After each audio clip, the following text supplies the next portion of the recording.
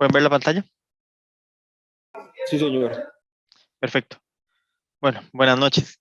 Iniciamos con la sesión 3, que es sobre la red central o el core de las redes inalámbricas. Vamos a ver la arquitectura de las redes 3G y 4G y cada uno de los equipos de red y las interfaces que se conectan con la red central. Iniciamos con la arquitectura de la 3G, el Core Network. Entonces, como vimos en sesiones anteriores, el terminal mediante WCDMA se conecta a las estaciones base. Esto es en 2G, esto es en 3G con la RNC. El nodo B mediante esta interfaz envía al RNC y en 3G, después del release 4, se hace la separación entre el core de circuit switch, de circuito, y el de paquetes. Como les comenté la vez pasada, hay unos equipos que se llaman el Media Gateway, el MGW, que pasan la media de la voz. Entonces, ustedes ven acá, viene el User Plane, que es donde se pasa la media, y el Control Plane, que es para la señalización. Entonces, la RNC en la parte de radio le envía tanto señalización como media tanto al MGW como al SGCN. Entonces, por acá va a pasar la voz en las redes 3G, en los MGW, hasta llegar a diferentes, digamos, si es una red fija, un PSTN, o si es a otras redes móviles. Y por acá van a pasar los datos para ir hacia Internet.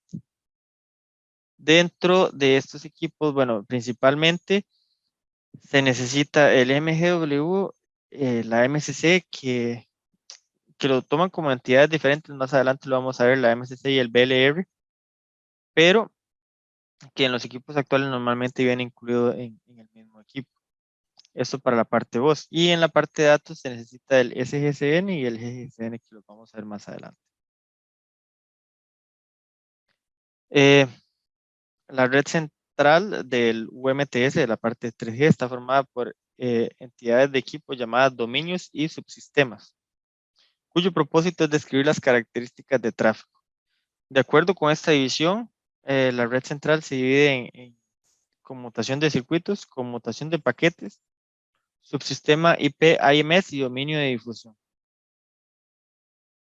El conmutación de circuitos, el CS, se incluye después del release 4, incluye la división entre el Media Gateway y la MSC.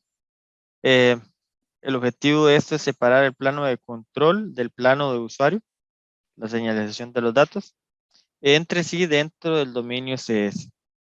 ¿Esto por qué? Para darle mayor escalabilidad al sistema, ya que un solo servidor MSC puede controlar múltiples MGWs.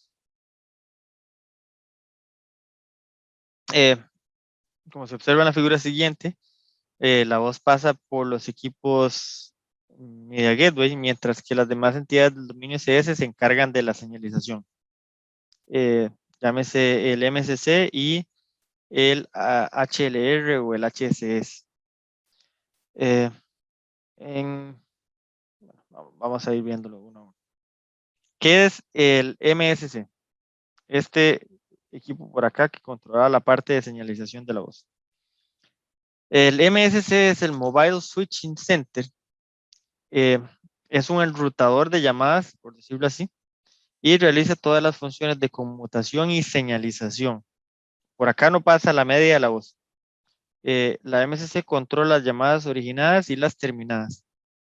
También ayuda en funciones como la registración, autenticación, los servicios de localización, gestión de llamadas, de movilidad, administración de suscriptores y utiliza señalización basada en SS7. La MSC puede tomar distintos roles. Dentro de ellos está el Gateway MSC. Es un MSC de borde de la red central.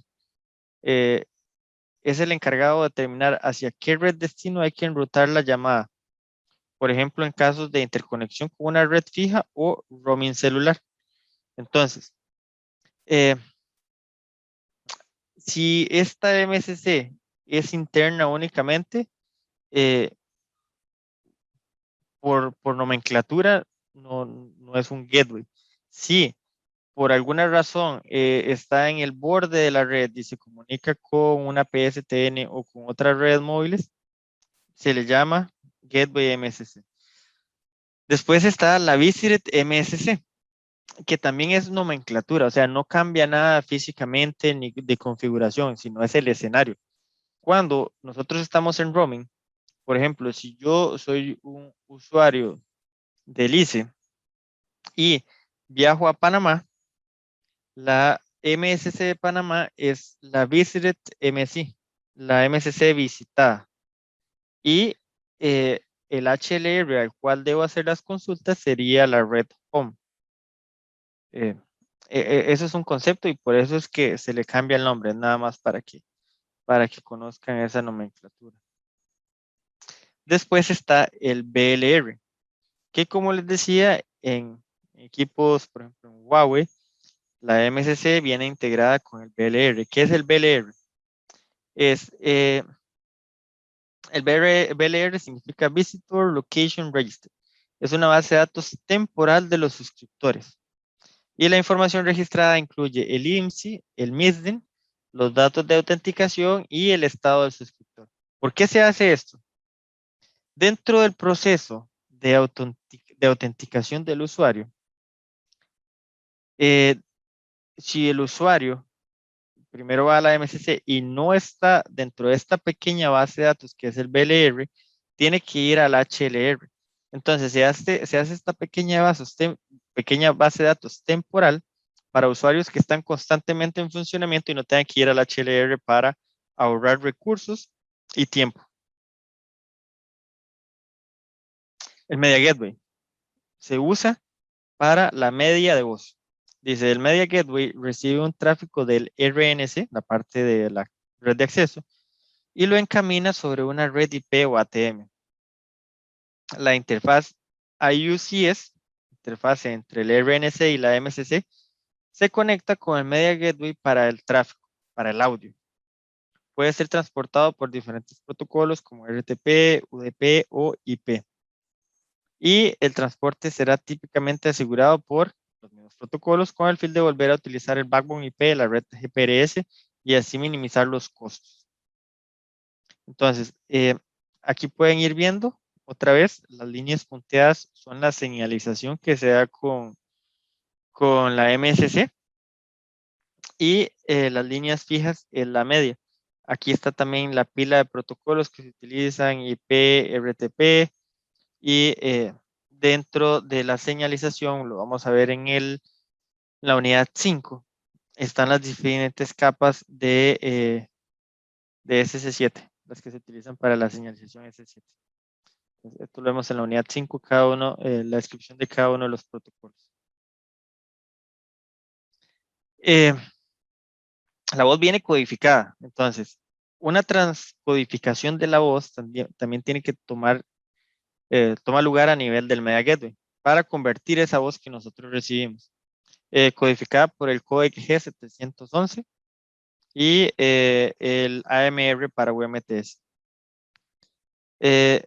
Debido a que el Media Gateway conecta diferentes tipos de redes, una de sus principales funciones es convertir entre diferentes técnicas de transmisión y codificación. Además, tiene funciones de transmisión de medios como cancelación de eco y los tonos, el DTMF. Ustedes no sé si han utilizado esto de las grabaciones que marque uno para continuar. Entonces, ustedes se preguntan, ¿cómo hace el equipo para determinar que en realidad yo marqué el 1, marqué el 3, 4, 5?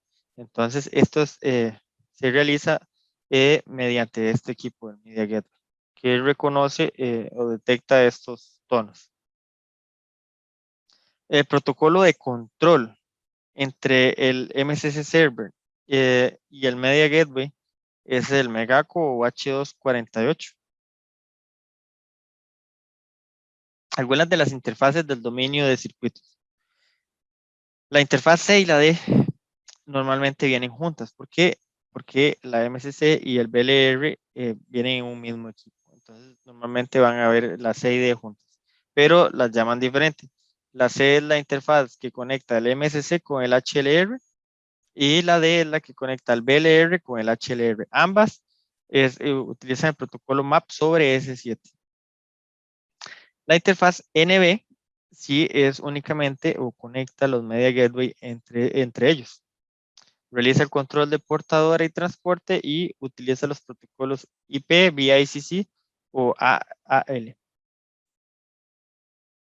Después tenemos la interfaz NC, que interconecta el MSC con los Media Gateway. Y como vimos anteriormente, utiliza el Megaco. Soporta la separación de entidades de control de llamada y de las entidades de control de portador. El MSC, la interfaz MC interconecta MSCs entre sí y realiza el control de llamadas. Utiliza los protocolos ISUP o BICC. Esto es para el transporte de señalización entre diferentes MSCs. Ahora, creo que aquí este tema es un poco profundo. Siempre me ha gustado mostrar trazas reales. Esta es una traza real con con todo el flujo que se necesita para una llamada originada. Entonces, eh, ¿qué trae este primer mensaje? El service request. El service request se puede ver el tipo de llamada. Entonces, no sé si lo notan por acá, que dice que es un mobile originating call. Entonces, acá se dice que es una llamada originada. ¿Qué más? No sé si notan aquí, el sistema también le permite a usted ver las interfaces. Entonces ve que él le dice que va hacia la interfaz CD, que es la que utiliza la MSC y el BLR para comunicación. Y este es el mensaje Send Routing Information. En este podemos ver el número al que estamos llamando, el número B. Después cambiamos de protocolo. Pasamos al protocolo ISO. Entonces, el primer mensaje del protocolo ISO es el IAM, que es el Initial Address Message. ¿Qué tiene este mensaje? Este mensaje contiene un término que es importante que se llama el Originating Point Code y el Destination Point Code. En telefonía móvil, estos son conceptos muy importantes. Básicamente es como la IP de origen y la IP de destino. Cambia la nomenclatura dependiendo la zona. En Latinoamérica y en Asia se utiliza el ITU y en Norteamérica y algunos otros países se utiliza el ANSI, que es una nomenclatura diferente. Pero en este caso es muy importante porque más adelante vamos a ver que hay unos equipos que se llama el Signaling Transfer Point, el STP, que necesitan esta información para enrutar las llamadas. Ellas tienen una base de datos con otros términos importantes que se llama el Global Title, que el Global Title es una dirección única que tiene cada uno de estos nodos, la MSC, el Media Gateway.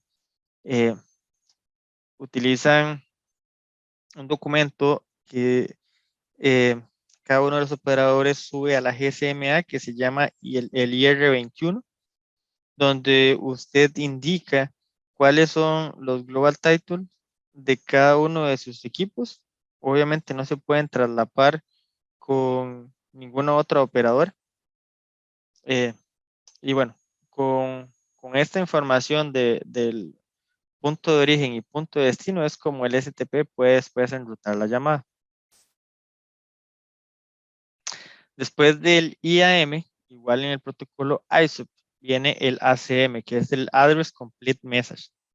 Se envía con un tono de ring, por eso es cuando nosotros escuchamos que está timbrando. Y cuando el número B contesta, se envía un mensaje que se llama el answer message.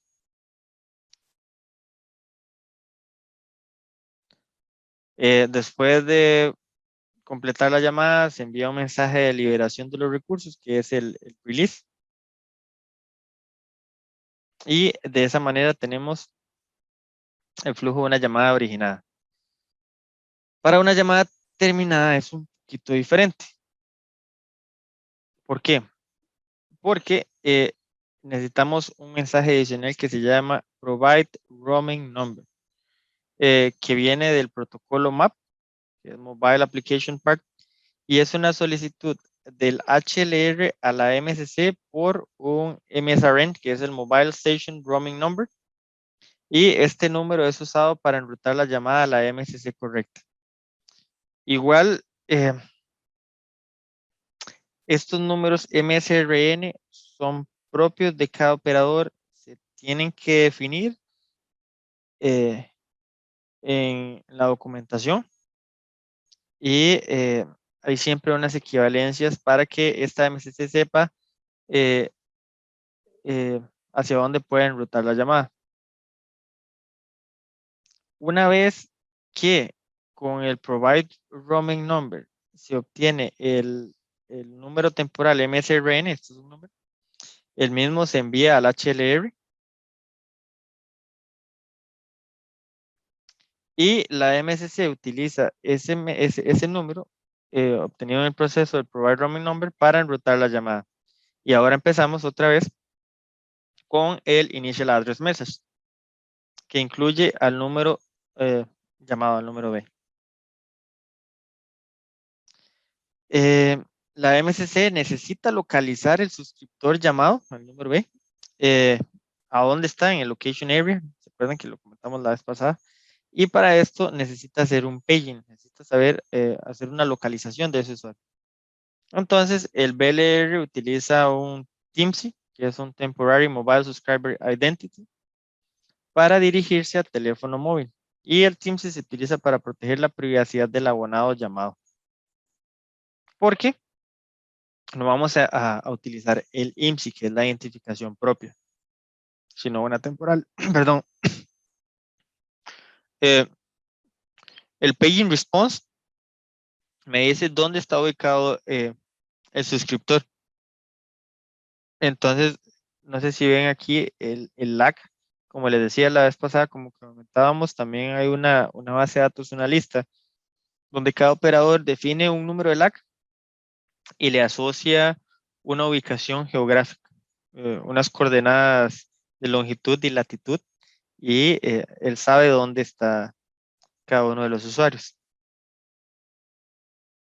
Siguiendo con el flujo de llamada terminada, una vez que la MSC recibe el paging response y envía la configuración de la llamada al móvil, un setup, se produce el ring, el tono.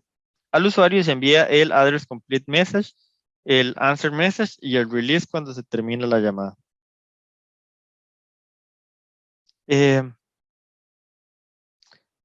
Los flujos de llamada de un mensaje originado y un mensaje terminado.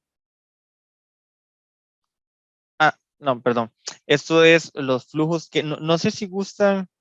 Esto es información adicional que por acá.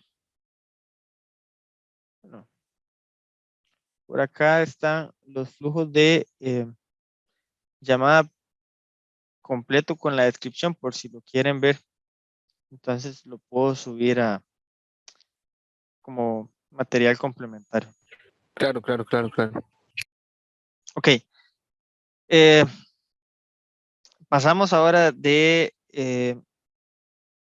la parte de la voz a la parte de los datos. Entonces, en la voz, ¿qué necesitábamos? Nada más originar y terminar llamadas. Y bueno, los SMS que los vamos a ver más adelante.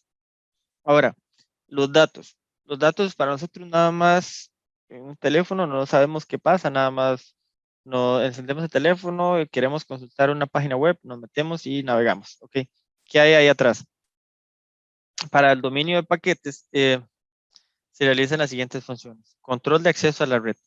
Determina cuál dispositivo puede utilizar el dominio PS Estas funciones incluyen registro, autenticación y autorización, control de admisión, filtrado de mensajes y colección de datos del usuario. Entonces, si usted no tiene un perfil o tiene el número sin pagar, no puede registrarse a la red principal. Entonces, control de acceso a la red inicialmente. Enrutamiento y transporte de paquetes. Enruta los paquetes de usuarios hacia su destino, ya que que esté en la misma red o en otras externas. Y la administración de la movilidad. Realiza funciones de movilidad en la capa de red. Estas funciones incluyen el rastreo y actualización de la ubicación de los terminales móviles y el paging. ¿Se acuerdan que la vez pasada fue muy enfático en que desde el terminal hasta la red central se generaba un túnel donde se iban a tener la portadora de radio y ahora también, digamos, se va a tener un túnel GTP desde el MCC hasta el servidor donde nosotros vamos a obtener la información. Dentro de la red central, estas direcciones IP de los diferentes equipos se mantienen como direccionamiento privado y una vez que del GGCN sale, obviamente estamos en Internet y son direcciones IP públicas. Acá lo importante es que noten que una vez que el terminal se le asigna una IP, este puede navegar y crea un túnel temporal hacia la página que está consultando. ¿Qué es el SGCN? El SGCN interconecta a varias RAN, Radio Access Network, hacia el dominio PS y realiza las siguientes funciones. El control de acceso, que es el responsable de la conexión entre la RAN y el dominio PS. La administración de la ubicación, rastrea la ubicación de los móviles. Administración de las rutas, mantiene una ruta hacia el GGSN para cada móvil enviando el tráfico a través de dicha ruta. Esto básicamente.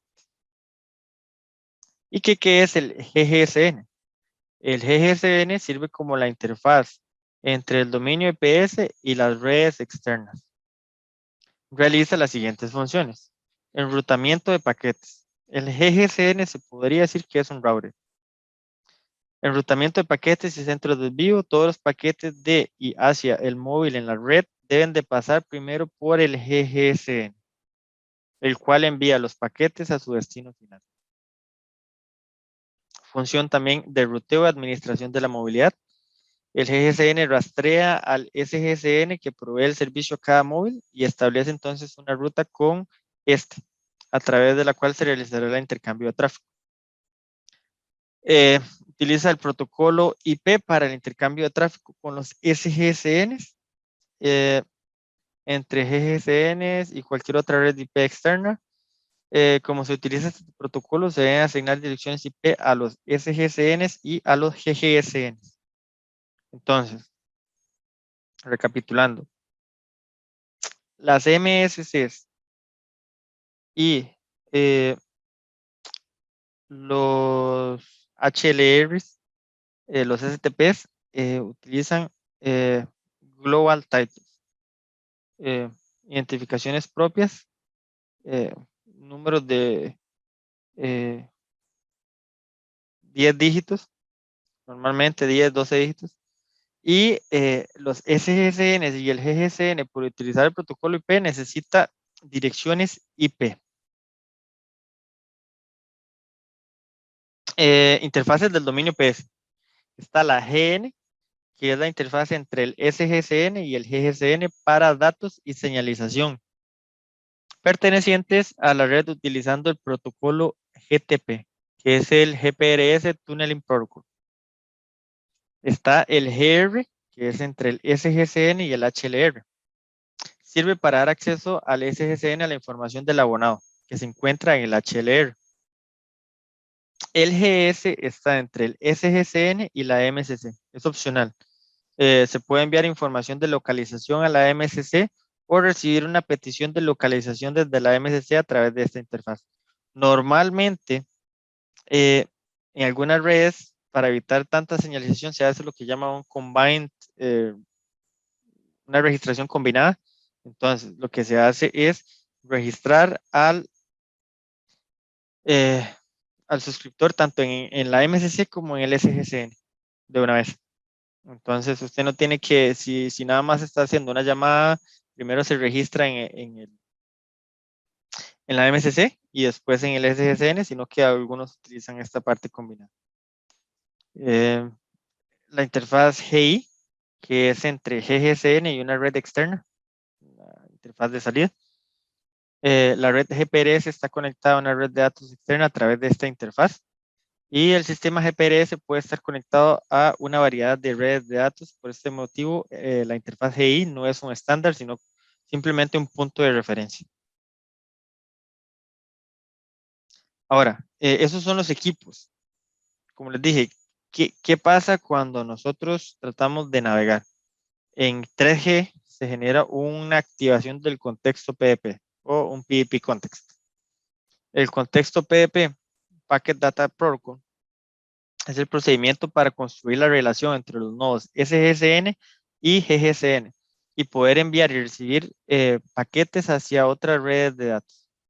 Pero no se engañen, muchachos. Recuerden que no es un proceso aparte. O sea, es parte de un proceso completo que el PDP context no solamente se da acá, de hecho lo origina el terminal y se van abriendo las diferentes portadoras de radio para que los paquetes puedan llegar desde el terminal hasta el internet. El terminal obtiene una dirección IP en el momento de activar el contexto PDP, que se libera en el momento de desactivarlo para el control de los recursos. Y la dirección puede ser estática, que está almacenada en el HLR, o dinámica, que lo asigna el GGCN a partir de un conjunto interno de direcciones disponibles durante el tiempo de sesión. Normalmente es dinámica y el GGCN lo asigna. Una suscripción GPRS puede contener una o más direcciones PDP, se pueden generar diferentes túneles, conteniendo el perfil de calidad de servicio de esta suscripción. Los contextos PDP pueden estar en modo activo o desactivo, que indicará si la dirección PDP está habilitada o no para la transferencia de datos. En señalización es el terminal le genera una petición de activación del contexto PDP al SGCN y el SGCN pasa esta petición al GGCN. De igual manera, hay un documento con este flujo que se los voy a cargar en la unidad 3 como material complementario. Les explico el flujo que se utiliza. Entonces, acá tenemos un terminal, acá está la red de acceso, por acá está la red central. Y necesitamos navegar. Entonces, ¿qué se hace primero? Ok, yo como usuario primero necesito registrarme. Entonces voy al RNC y necesito ver que mi usuario esté registrado. Entonces, voy a hacer datos. Por eso no pasa aquí a la MCC, sino que está en el SGCN. El SGCN le dice al HLR, necesito la información de este suscriptor para ver si tiene el permiso para navegar. Entonces, el HLR le dice, sí, aquí está la información y le hace lo registra adecuadamente. Ok, el usuario en este momento ya está registrado. Por aquí es, como pueden ver, solamente señalización S7. Esto se llama GPRS Location Update en el protocolo MAP. Pasamos a la segunda etapa. Ya estamos registrados. Entonces, ¿qué es el paso siguiente? Vamos a crear la activación del PDP. El terminal lo envía por señalización al SGCN y el SGCN de la información que recibió en el Update GPRS Location recibe lo que se llama un APN. El APN es una identificación también propia definida en el IR21 de cada operador y el SGCN ¿qué hace con este APN? No le dice nada, no es una IP, no es nada.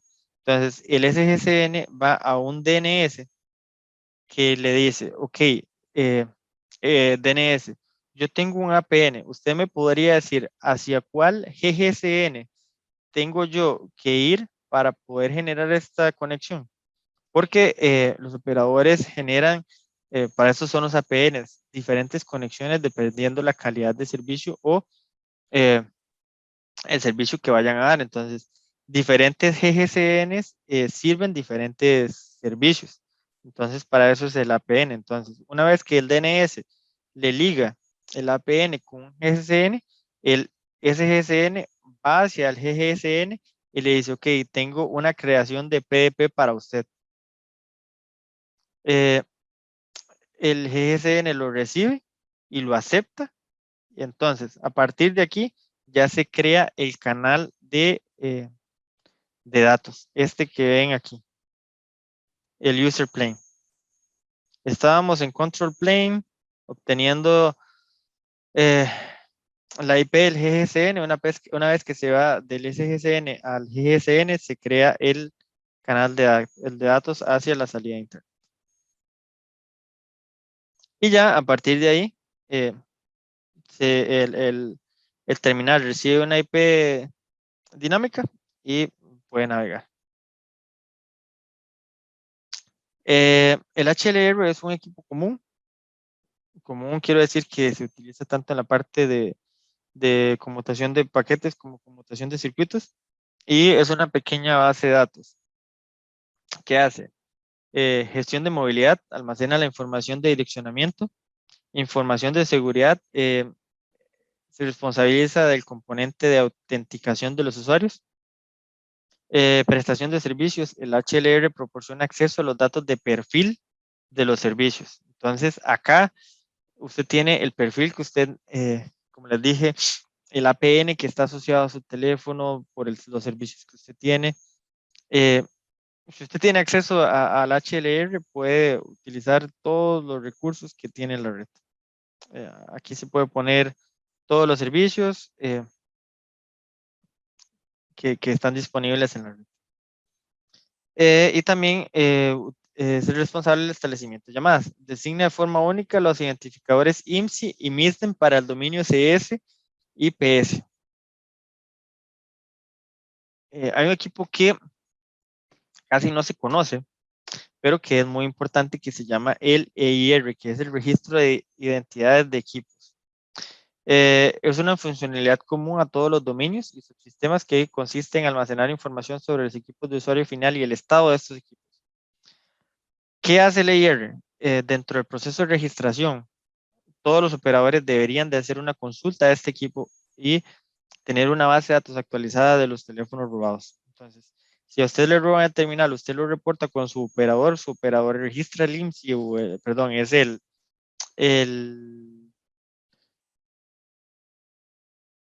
largo, ¿cómo es que se llama? El email. Registran el email, que es la identificación del teléfono. El IMSI no, porque el IMSI es por la tarjeta SIM, se lo Y quitan y cambian. pregunta, profesor, cuando, por ejemplo, yo tengo mi celular, ok, ¿cómo se realiza el tema de intervención celular? Por ejemplo, una persona del OIJ en un caso quiere darse cuenta de algún caso de corrupción y te quieren intervenir, ¿cómo se da eso? ¿Cómo se procede? ¿Cómo se realiza? ¿O cómo es esa trama o protocolo? Vieras que eso de hecho lo veíamos nosotros en la red central, en la parte de core. Es una conexión aparte. De hecho, normalmente no, en la literatura no viene porque hay diferentes procesos, lo manejan distinto cada operador. Eh, y porque por ser temas de seguridad normalmente no se, no se dice cómo es que hay que hacerlo. Entiendo. Eh, como les dije, digamos, este IR tiene 3 listas. La lista blanca son terminales que son OK para proceder con la autenticación. La gris que son sospechosos y la negra es que definitivamente la registración no se puede dar porque son equipos robados. Después vienen los STPs. Los STPs, eh, todos los mensajes o paquetes que contienen datos de señalización son emitidos de un signaling point a otro signaling point y pasan a través de los STPs, que pueden ser considerados como los routers de la red de señalización, pero la red de señalización GSM por el protocolo MAP.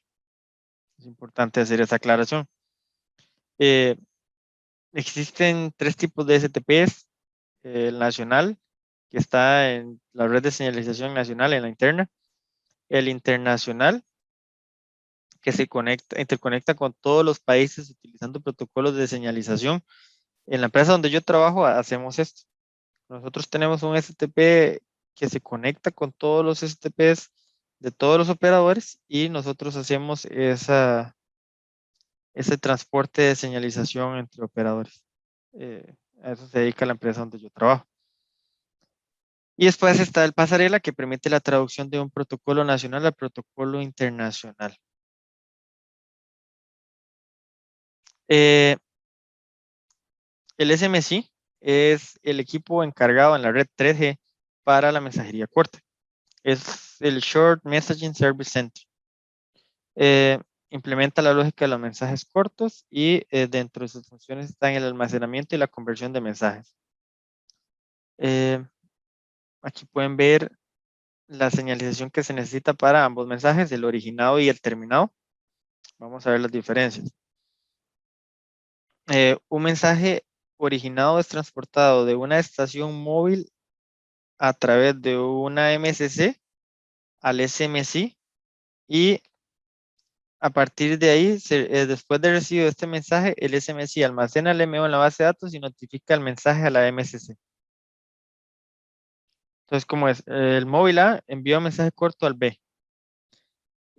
La MSC envía el SMS submit dentro del protocolo MAP al SMC.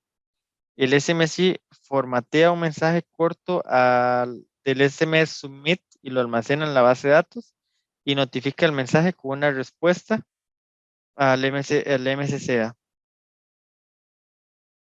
Eh, Esto acá es importante, lo formatea. En los SMCs hay diferentes formatos y es muy importante. Muchas veces el mensaje falla porque diferentes operadores usan formatos distintos. Para el mensaje terminado, el SMC es el quien origina la señalización. El SMC envía un send routing info for short message al HLR porque él no sabe dónde está el número al que debe terminar. Es como en la llamada. Primero necesita que el HLR le diga en dónde está, cuál MSC sirve a ese terminal que yo necesito enviarle el número. Entonces, primero va al HLR y le manda un send routing info for short message preguntándole. Yo tengo un número B que necesito enviarle un mensaje. Necesito saber cuál es la MSC, por favor démela para enviar ese mensaje. Y eso es lo que hace este mensaje, el Send Routing Info Message, para enviar el mensaje. Ok, terminamos 3G. Recuerden que, ¿qué cambia de 3G a 4G? Ya no tenemos los Media Gateway, ya no hay un canal exclusivo para la voz, ya no está el SMC, ya no hay posibilidad del mensaje corto en la red 4G. Y en estos momentos, muchas operadoras utilizan condiciones o funcionalidades de ambas. La mensajería corta la siguen enviando por un SMC y que es parte del proyecto de ustedes. Algunos hacen un circuit fallback para pasar la llamada por un media gateway. Ahora, vamos a la arquitectura de 4G. Ahora ya no hay IUCS tampoco, ni hay IUPS. Ya no está la conmutación de circuitos y la conmutación de paquetes, sino que lo que tenemos son interfaces hacia el MMI y hacia el SGW. No sé si empiezan a ver por aquí algunas similitudes, por ejemplo, SGW, SGCN, no sé si lo ven por ahí en la parte de datos. PGW con el GGCN, muy similar. HSS es el mismo HLR, pero el MMI hace funciones de la MCC, pero ya no es lo mismo, porque ya no tiene la parte del control de la voz. La arquitectura de la red 4G, eh, el núcleo está formado por el MMI, que es el Mobility Management Entity, el SGW, que es el Serving Gateway, y el PGW, que es el Packet Data Network Gateway, que junto con la base de datos, que es el HCS, que es el mismo HLR, constituyen los elementos básicos para la provisión del servicio. Las funciones asociadas con el plano de usuario se concentran en el SGW y el PGW. ¿Por qué? Porque ya no hay plano de usuario para vos. Aquí en 4G es únicamente datos. Perdón. ¿Cuáles interfaces tenemos dentro del EPC, que es la red central de 4G? Tenemos principalmente la S1, en usuario, en user y en control, perdón. En plano de usuario y en plano de control. Eh, en plano de control está la gestión de los recursos de radio, los paging y los handover, los avisos y los traspasos. Y de la parte del user plane están los túneles IP basados en GTP. Por aquí pueden ver la pila de protocolos. Para la parte de usuario son túneles GTP-U y para la parte de señalización es por IP y por SCTP. Hay otra interfaz que es la S6A, es la que se utiliza el MMI para ir al HCS. A través de esta interfaz se accede a la información asociada a los usuarios de la red que estén autorizados a establecer conexiones a través de la red. Entonces, la interfaz S6A es la consulta que hace el MMI al HLR para obtener la información del usuario, básicamente. Después está la interfaz SGI. Para ver si lo pueden ver por aquí. Sí. La interfaz SGI dice que es la interconexión de la red central 4G con redes externas. Entonces, ¿se acuerdan que en 3G es la GI? Aquí es SGI para las redes externas. Aquí dice la interfaz SGI es equivalente a la interfaz GI especificada para la interconexión de la pasarela GGSN en el dominio de la 3G. Desde la perspectiva de la red externa, el PGW es visto como un router IP convencional.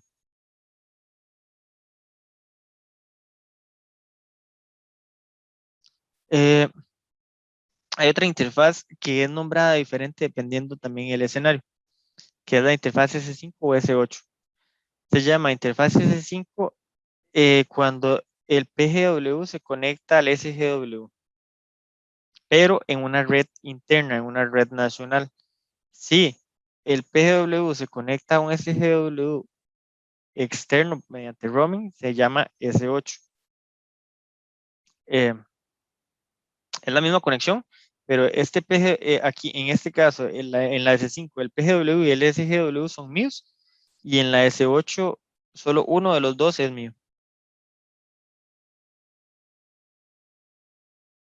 Eh, Ambas interfaces admiten dos implementaciones diferentes, una basada en protocolo GTP y la otra en PMIP versión 6.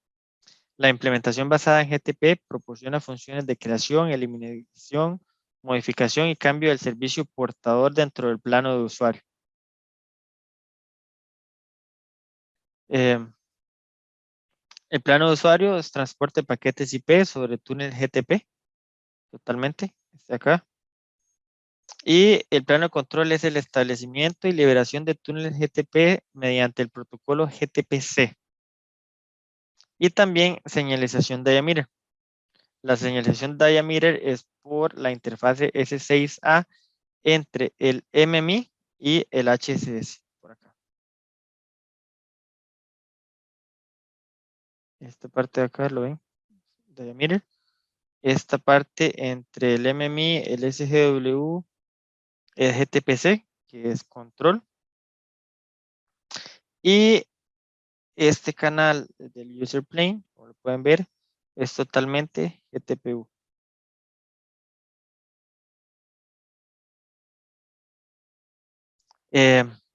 Los equipos de la red central 4G, como mencionamos, está el MMI, que es el Mobility Management Entity, constituye el elemento principal del plano de control de la red.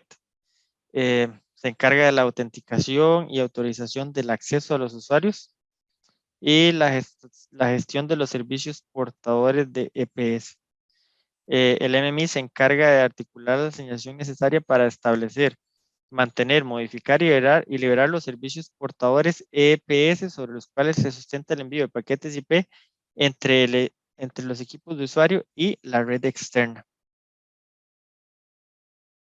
Entonces, este elemento de acá es el que se encarga de crear los servicios portadores, el MMI. Otra de las funciones es la gestión de la movilidad de los usuarios. Es el encargado de hacer un seguimiento de la localización de los usuarios dentro del área de servicio.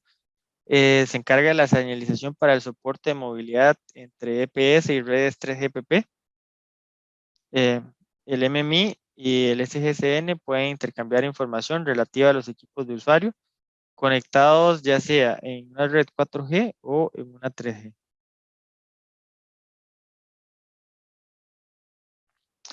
El Serving Gateway, el equivalente al SGSN. Esa entidad actúa en el plano de usuario, en la red UTRAN. Igual que sucede con el MMI, un usuario registrado en la red del LTE dispone de una entidad de SGW a través de la cual transcurre su plano de usuario.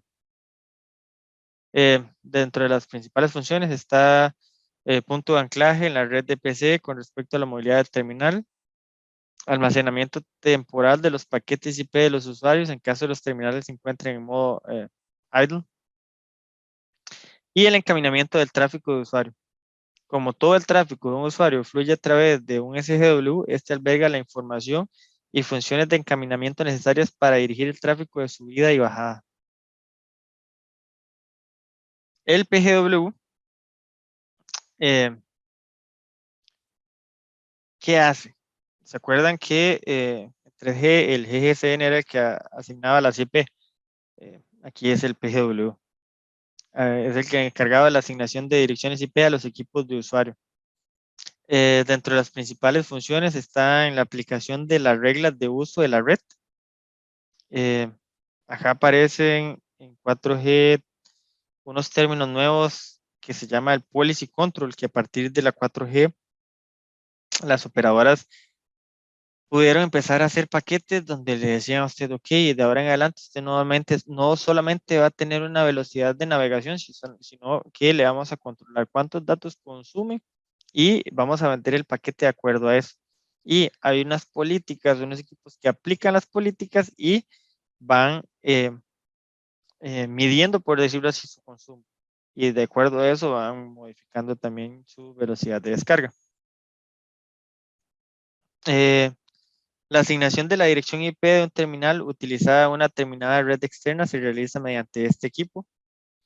El tráfico IP que pasa por el PGW es procesado a través de un conjunto de filtros que asocian cada paquete IP con el usuario y servicio portador correspondiente.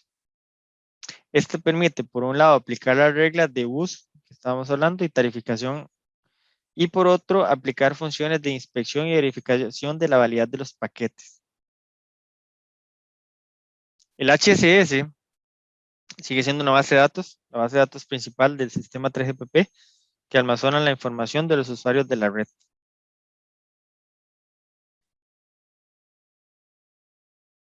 Como les dije, aparece un equipo nuevo que se llama el PCRF, que es el Policy and Charging Rules Function. ¿Qué hace este equipo? Es el que le permite, como les dije, hacer estos paquetitos donde ahora los operadores pueden decirle, usted puede durante el mes gastar 5, 10 megas y a partir de ahí su velocidad va a pasar de 5 megas a 1 mega o a menos. Entonces usted ya no va a poder hacer un uso excesivo de la red. La entidad PCRF forma parte del marco funcional denominado PCC, Policy and Charging Control, que se utiliza para controlar los servicios portadores que ofrece la red LTE. Activación y determinación de los parámetros de calidad de servicio asociados a cada servicio portador, así como realizar el control de los mecanismos de tarificación, medición del volumen de datos transferido, tiempo transcurrido, etc. Mediante la interfaz GX, el PCRF gestiona los servicios portadores de la red LTE mediante el envío de las reglas de uso, que sirven para configurar la operación de unas funciones específicas del plano de usuario de la pasarela PGW. Y aquí se limita la tasa de transferencia de bits de los servicios portadores. Ahí nos cambian la velocidad. En resumen, de la red central 4G está el MMI, servidor de señalización y gestión de movilidad y de sesiones. El Serving Gateway, intercambio de tráfico de usuario entre la red de acceso y núcleo de la red IP. PGW, intercambio de tráfico con redes externas. Y es la clave para el Policy Enforcement. El HCS es la base de datos central de usuarios. Y el PCRF, gestión de políticas de calidad de servicio y tarificación. El flujo para la activación de en 3G se llama PDP Context, aquí se llama Create Session en 4G. Es similar. Anteriormente venía el SGCN y el SGCN iba a preguntarle al DNS de acuerdo a la APN la IP del GGCN. Entonces aquí cambia un poquito. Aquí igual el usuario viene y se necesita registrar primero, perdón. Viene al MMI, el MMI hace la consulta al HCS y le dice, ok, perfecto, este usuario se puede registrar. Después se necesita igual que el SGW vaya y pregunte al DNS cuál es la IP del PGW con el cual necesita crear el Create Session Request, perdón, genera el Create Session Request con la IP del SGW y el PGW. Y una vez que el PGW acepta este mensaje Create Session Request, que no les comenté, esto es mediante GTPC, protocolo GTP en la parte de control. Una vez que se acepta eso, se crea el túnel. Se crea el túnel de datos que es el GTPU, el GTP del User Plane. Eso sería, compañeros. Voy a dejar